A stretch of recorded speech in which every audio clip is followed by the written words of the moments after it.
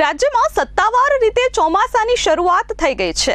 આગામી 7 દિવસ સુધી દક્ષિણ ગુજરાતમાં ઓરેન્જ એલર્ટ હવામાન વિભાગે જાહેર કર્યું છે। ત્યારે સુરત જિલ્લામાં મેઘરાજા વહેલી સવારથી જ વરસી રહ્યા છે। મેઘરાજાએ પહેલા જ વરસાદમાં ધમાકેદાર બેટિંગ કરી છે, જેને પગલે સુરત જિલ્લાના અનેક ગામોમાં અવિરત વરસાદ વરસી રહ્યો છે। પલસાણા, કામરેજ, બારડોલી સહિતના તાલુકામાં વરસાદ પડી રહ્યો છે, તો કડોદરા, ચલથાણ, જોડવા સહિતના ગામડાઓમાં વહેલી સવારથી ભારે વરસાદ વરસી રહ્યો છે।